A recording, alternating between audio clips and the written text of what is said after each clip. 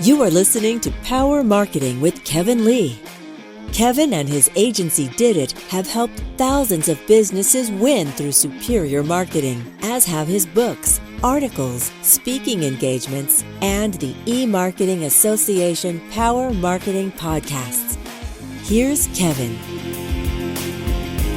I'm here today with Micheal Pilla, who has recently launched a new chapter in his marketing and creative career around assisting organizations that are in the arts and entertainment with their marketing. And the new platform or company is Section 11. So, Micheal, why don't you share what the catalyst was for you to decide to focus in on this area of marketing? Obviously, all businesses need great marketing, but perhaps those in the entertainment and art world need it even more. So, Yes. what was the catalyst for you deciding to go in this direction? Right. Well, like you said, they needed. I recently had an article on LinkedIn called "How to Coax the Audience Out of Their House and Back into Your House," which has basically been the problem. People got so used to being locked down that some people don't want to come out now. It's like, oh, it's nice in here.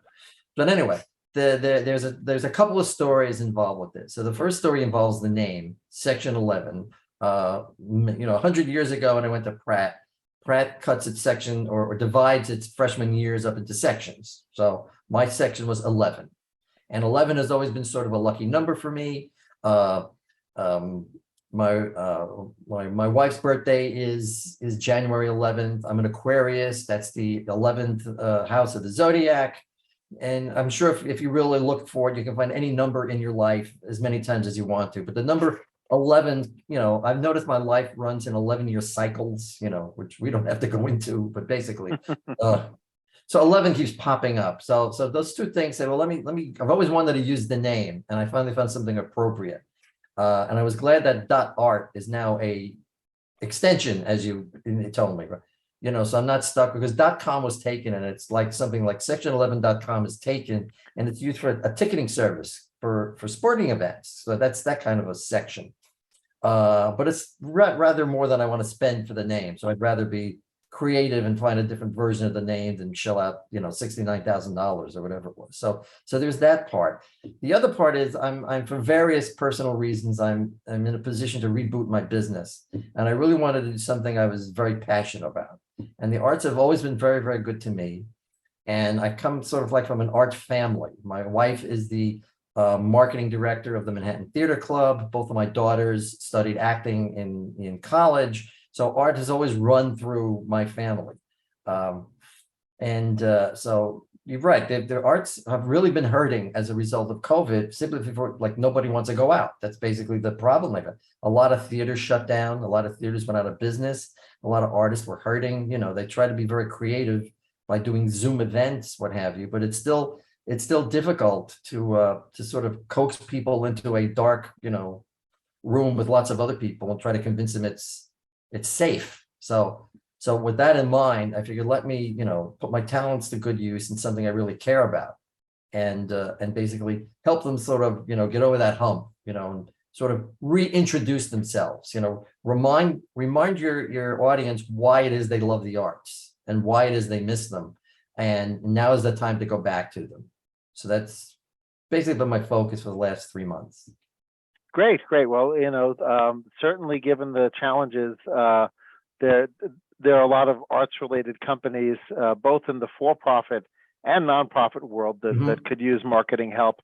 Have you found that there was a warmer reception as you started to reach out to these organizations within either the for-profit or nonprofit category? Or did it really have more to do with just whether you knew the people or whether they were ready to accept your help? It's that, are they ready to accept my help? I mean, some people feel they got enough help as it is. Some people are completely lost. The nonprofit people are afraid that you're going to cost too much. That's basically right.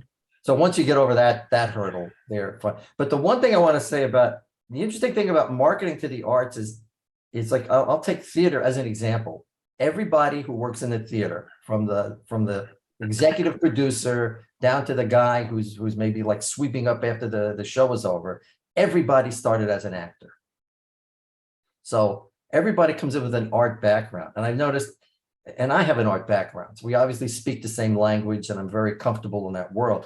I've noticed a lot of like general marketing companies fall on their faces. Because they basically try to convince themselves, well, we can sell anything. We can sell, baked beans, we can sell wax, we can sell whatever it is you're looking to sell. We'll just sort of slide you into our program. And that's kind of like the last thing they want to hear. They're very passionate about what they do. They consider what they do to be very special. And they want to know that you share that on some level. So that's the other thing I bring to this is I'm not just some guy, looking to do a Facebook campaign for you. I understand where you live and I'm one of you. And, let me help you get over this hump. Let's get over this hump together. When you're engaging with arts or theater or music organization, and they've got a decent existing sort of database of former participants or former attendees, but they're also looking to sort of put new butts in seats. Do you tend to prioritize first, let's reactivate the folks who sort of fell off the wagon, or do you sort of spread your resources between the new customer acquisition and reactivation? You're right. It's a little bit of both, but obviously you want to get the old butts back in the seats. Because so much of what goes on in the arts is word of mouth. Mm-hmm. People who go to plays and events have friends who also do that. So the more you can get those people reactivated, the more you can then have them invite their friends, and you can sort of grow your list that way. And then the other way is it's really fun how the whole idea of content kind of gets lost for some reason. Like I sort of the way I approach it is I create like mini campaigns for each particular event. So you may have something like a theater company that does 6 plays a year. So for me, that's 6 mini campaigns. That's 6 different audiences you need to appeal to, and a lot of them will just try to do a general appeal. Come to the XYZ theater. And if it's nonprofit, they try to convince you to go there because it's good for you. You want to. I had that discussion with a marketing director years ago where she was torn between, well, do we promote the productions on stage, or do we promote the fact that we're a nonprofit organization? And I said, nobody buys a ticket because it's good for them. All right. Nobody's, you're in the entertainment business, whether you like it or not. You've got to basically, not drag in, obviously, but attract the people who can connect with whatever that particular content is. If it's a comedy, a drama, a musical, whatever, there are people who are predisposed to like those things. Those are the people you need to hit first. Yep. One other thing I've noticed, and I've been tangentially exposed to some art, music and theater related marketing. I've noticed that there's sort of been a change over the years, where it used to be there was this, very much anti-smartphone mentality, right? Which was, you can never bring it to the event. Right. You need to have it off from the time you get out of the taxi till the time you get back into the taxi after the event. Right. Yes. And then sort of with the explosion of social media, I think some of the more savvy organizations were like, wait a minute, we need at least part of this documented as a wonderful event so that it gets shared socially, because that's how we get the friends of the people, who are at the event, right? So they may not want to necessarily, have people videoing the theater or the music in real time or streaming it out necessarily, but even that's sometimes the case. So how do you help your clients think through that happy medium? Like, how do you end up using the content for social activation?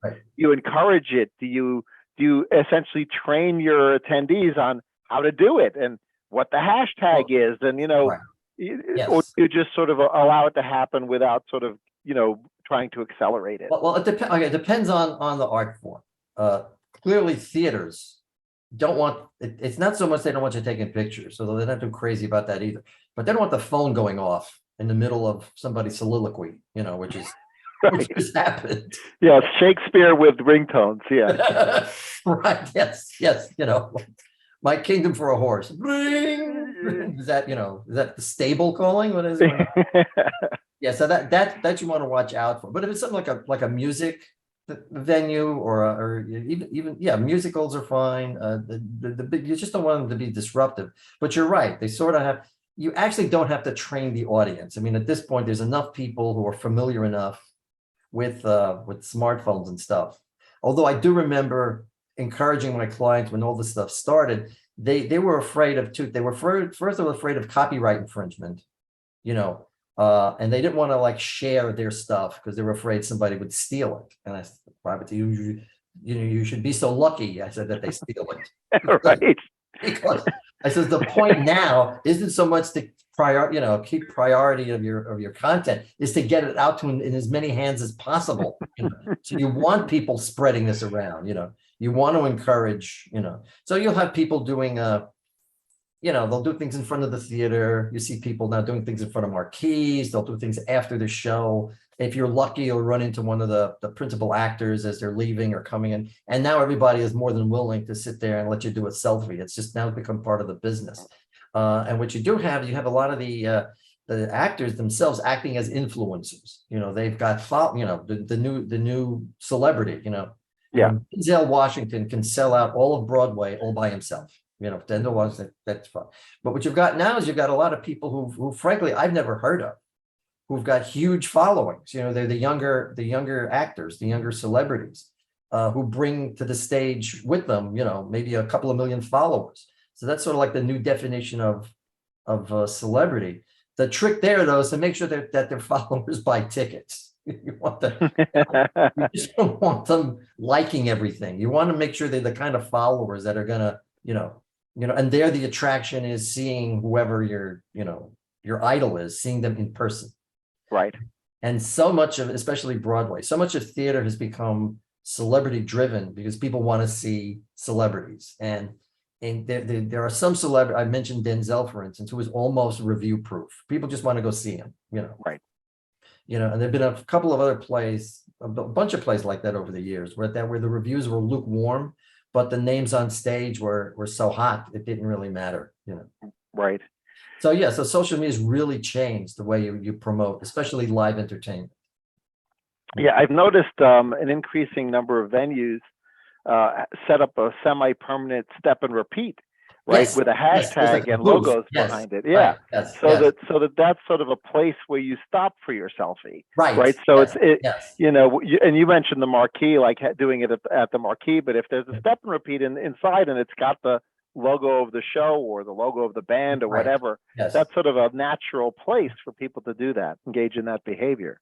Well, I've seen people set up like little red carpets. Mm. So like you're on the red carpet in front of the theater, or you're on the red carpet in front of the step and repeat. So like you've now become part of the show. Exactly. You're not just no longer visiting here. Although a few years ago, this was a few years, I don't know if they probably still do it. The Harry Potter thing on Broadway had a very, very elaborate mural inside the theater, specifically for people to shoot selfies in front of. And it was this beautiful, like chalk artwork of, the characters in the play and everything. And of course, every one of those selfies became like a great ad, not that you have to sell Harry Potter, but. Right. Never hurts to have more advertising though for free. The ticket prices were a little steep. So I think you needed a little something to push people over the edge, Yeah, it's interesting. I mean, I would imagine to some extent conversations around price are pretty intertwined with marketing for an arts organization, right? Because obviously in the case of baked beans, the price elasticity of baked beans is a pretty narrow window, but in the arts, right, there's a lot of different ways of price differentiation, because obviously front row seats are far more valuable than the nosebleed seats. And, finding that perfect sweet spot where the venue sells out and where you're not getting cursed at because there were no cheap seats at all, right, where they're basically saying, you've made arts, unaccessible to the populace, blah, blah, blah, right? So there's probably some thinking there from a marketing perspective of a sort of, how does one think about that how does the marketing plan and the pricing plan interact with each other? Have you Right. gotten involved in those kinds of Not, conversations? not directly, but I have been involved in some discussions, and there's a couple of interesting things there. First of all, a lot of them are trying to raise prices in order to recoup their losses because they really took a huge hit and they're trying to recoup as much as possible. And then the other thing is there's something called like demand pricing. So if they see something is really selling well, they'll bump up the price a little bit because it's, supply and demand, Mm-hmm.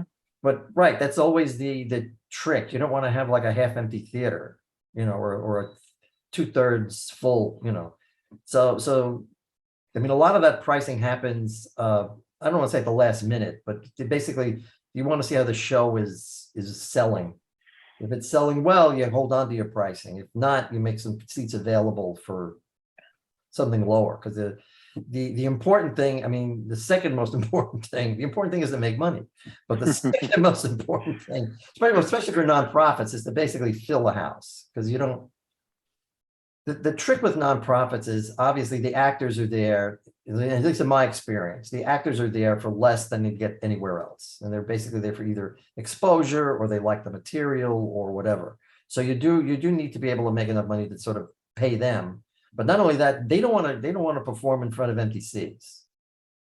They basically don't want to hear, well, we have our pricing and these are all the seats we could sell at that particular price. Because you're going to start losing the talent. If you start getting a reputation for not being able to fill your houses, the whole point of going there is exposure. So, I've heard some complaints along those lines over the years.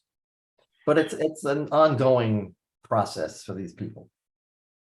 So one of the things we've done in with my team, either on the nonprofit side of Giving Forward or on the Did It side, which is the agency side, is we've sometimes tried to put together collaborations or collabs when two people have. That's my new favorite word. My new favorite. I've got collabs are very popular within sort of the new sort of influencer generation, right? Yes. And they do a lot of collabs, and so, to the extent that collabs can be valuable from a marketing perspective, usually, you can get collabs done if the people are on a sort of similar tier, right? Because they sort of have, they both have 1 million followers, or they both have a 500,000 followers, or whatever.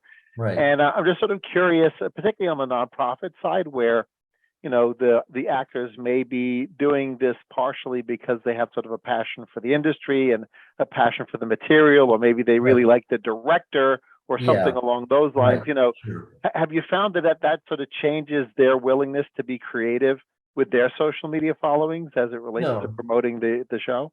No, I mean, they've got their shtick, to use a time-honored show business term. Now we call it branding. But in the old days, they've got their shtick, and they pretty much stick to it. They're so conscious now about branding. Everybody's so conscious about branding. They don't want to do anything that runs against their brand. But I want to say collab is like my new favorite word. We've been watching this thing on TV called Making the Cut, which is a fashion show with Heidi Klum and I forget the guy's name. I'm sorry, but it's one of these episodic things where designers show up. They have a team of designers. They eliminate one a week, and they're big on collabs. They collab away like you wouldn't believe. So, other than sort of continuing to reactivate your list, your CRM list as either as a venue or as an art brand or a performance brand, are you finding that anything else is consistently working for the theater and music brands, are different that depending on what it is that they're bringing to the table? They're trying different things. A lot of them are getting into TikTok, for the first time. Like I said, the whole influencer thing has become big. Now it's kind of like turtles coming out of their shell. You know what I mean? It's like so it's now that everybody's sort of in an experimental stage. One of the things I encourage them to do is go back and sort of like reinforce their brand, to remind people that they're around, to remind people what they're for, why they're different than everybody else. So there's a certain amount of website redesign, a certain amount of revisiting how they present themselves as an organization, and sort of get that out in front of people. So I mean, there is a bit of scrambling going on for all the reasons we mentioned, but there's a general, desire, to get things moving again. So that's what's driving everything. Uh, in New York, in particular, right? There's always been, or at least my recollection from having had conversations with folks in the theater community, is that there's an interesting mix of sort of the locals, the sort of 50 or 75-mile radius around Manhattan, and then Right. there was in the past pre-pandemic, because I don't have any post-pandemic data, but there was sort of a whole separate sort of tourism group of folks who would come to shows, right? Yeah. And has that changed post-pandemic? Is there still a mix of sort of like the regulars, including Oh, people who, yeah. of course, buy season tickets and attend every show, and then the more tourist group? Well, season tickets might be a little harder to sell just because people are watching their money. But if you go to Times Square, you can't walk through Times Square. I mean, it's just as packed as it's always been. So tourism is coming back. I mean, let me put this delicately. There are parts of the country that didn't take the pandemic all that seriously. So they have no problem, traveling around, it's Right.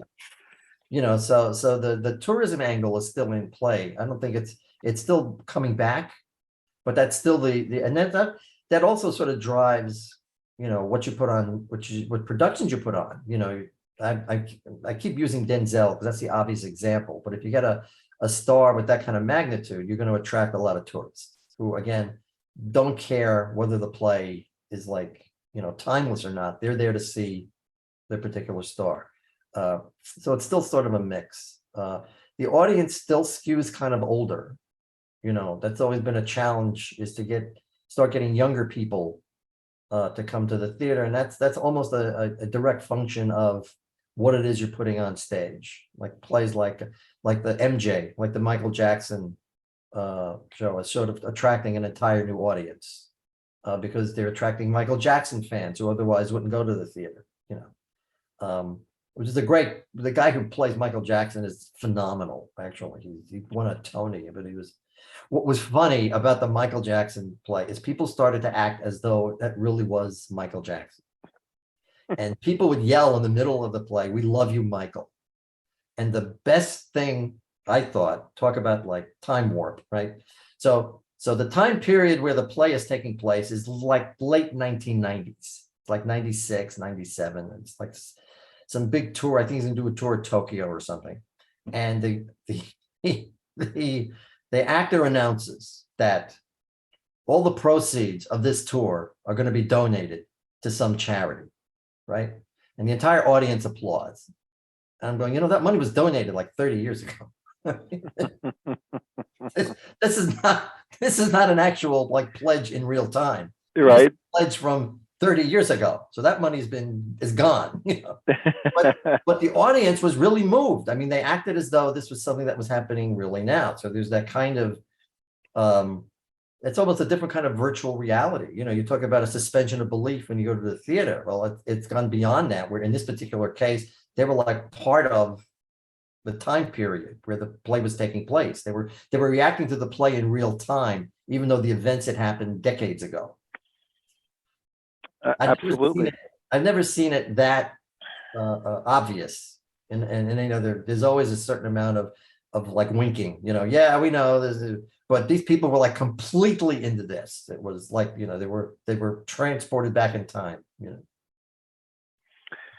One thing I'm curious about as it relates to arts marketing and marketing and performances is in many businesses, the sort of Venn diagram between where marketing sits and where sales is are very overlapped or like barely overlapped, right? And so I'm sort of curious in the case of, when you're assisting your clients, I would sort of think about, for example, relationship building with hotel concierges as being a little bit more sales, but yet it falls under marketing too, right? Because the concierge is essentially an old school influencer, like literally, like they would, like a salesman. they would, they would influence the guests of the hotel to say, "Oh, you should go see this one. You should go see Lion King." And so, do most of the folks producing the events think about that as a sales effort or more of a marketing effort? Well, it depends on the production. I mean, they're basically doing everything they can think of, to get people into the theater. So the lines between sales and marketing really blur, like Right. Like in a lot of cases, the box office people will report to the marketing department, Mm-hmm. depending on the size of the organization. So there's becoming less and less of a difference between marketing and sales, Interesting. as there is in other places, Yeah. Are you typically, because there's also the sort of the dynamic between the venue and the show itself, right? So in some cases where shows are short-lived, right? There's like at Madison Square Garden, right? There may be two Right. nights of a show, Yes. right? It's quite different than a show that's going to be running in a Broadway theater Right. potentially for years, if it doesn't get Even canceled, right? 6 weeks or something. Yeah. Yeah. Yeah. So are your marketing strategies quite different if you're dealing with something where it's sort of a transient or nomadic show versus one that is anticipated to be somewhere for a while? Well, initially there isn't, because initially you want to get like a tsunami of marketing going to fill the place up. So in that case, it's very similar, whether it's 1 or 2 nights or a brand new production, because generally a brand new production, you want to make a big hit right away to get the word of mouth going, to get the good reviews, to get some momentum going. I mean, it's very seldom you'll get something that'll start slow and then build. That happens on television, I guess. I've heard it happening on like Seinfeld, for instance. But in the theater, especially because you really can't anticipate running for 2 years. You can't. Right. So you figure, if you're lucky, maybe you'll get 3 months or something. But you want to get that momentum going early. So in that respect, there isn't a huge amount of difference. I mean, the difference might be, larger venues may have larger budgets, so you can do more sexy things more often. But again, like I said, the content, the type of production you're putting on, a lot of times will dictate the limits or extent of the marketing. Right.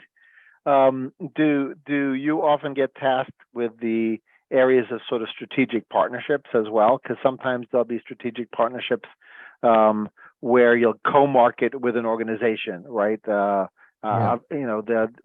of the bigger concerts, for example, will do partnerships with credit cards or partnerships with Coca-Cola or whatever. I would imagine for Broadway shows, those are less likely to occur, but they may occur at a the smaller kind of scale. clients, I have. That doesn't happen a lot. It does happen sometimes for Broadway shows, because especially the ones that are nonprofits. You'll get a company like American Express, Right. someone who'll come in on a donation footing. They'll either buy a block of tickets or they'll donate, whatever, but they'll basically do it as some sort of a donation, as part of their development strategy, Right. rather than, let's say, advertising. Sure. Yeah, and I think Roundabout Theater has American Airlines as a sort of Yes. fixture as well. Right. And they're as a nonprofit theater. So for those folks who are thinking about perhaps getting back into events, perhaps not necessarily art events per se, but events Right. that might have an artistic element to them, but also have a commercial element to them, Right. any best practices or recommendations that you would suggest? Other than calling you, which of course is the first recommendation. Give me a buzz and let's talk. Yes, right. Well, I'd say, you don't want to be afraid. I mean, don't assume it's gonna fail. I would go into it the way you normally do. I would encourage people to try things they haven't tried before, and to just basically, really take a good look at what kind of results they're getting. Because people are looking for new audiences. There are people who haven't gone out before, now looking to go out. Some people, they're just fed up with being in the house. They're looking for things to do. Those people, you can reach those people maybe in ways you haven't thought of before.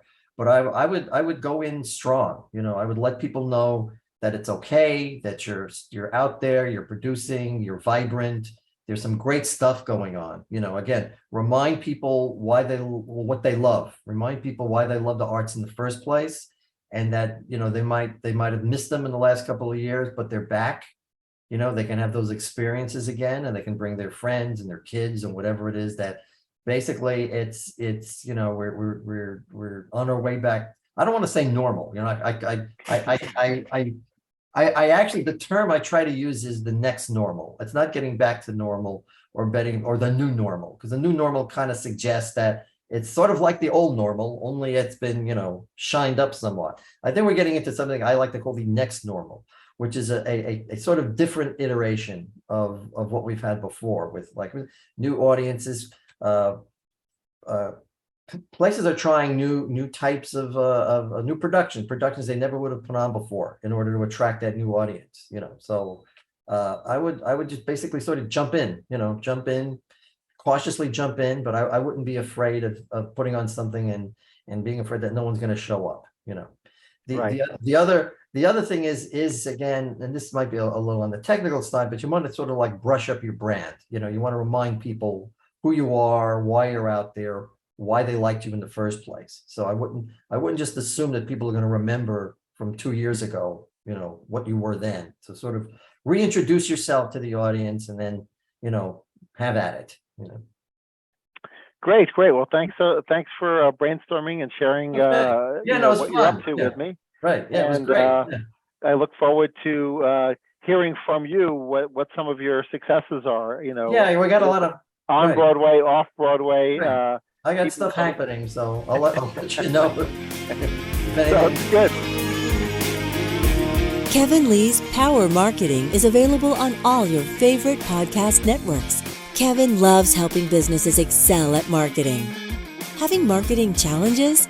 Just like Santa in The Miracle on 34th Street, if Kevin can't help you, he'll know someone who can. Find him on LinkedIn, subscribe, or follow.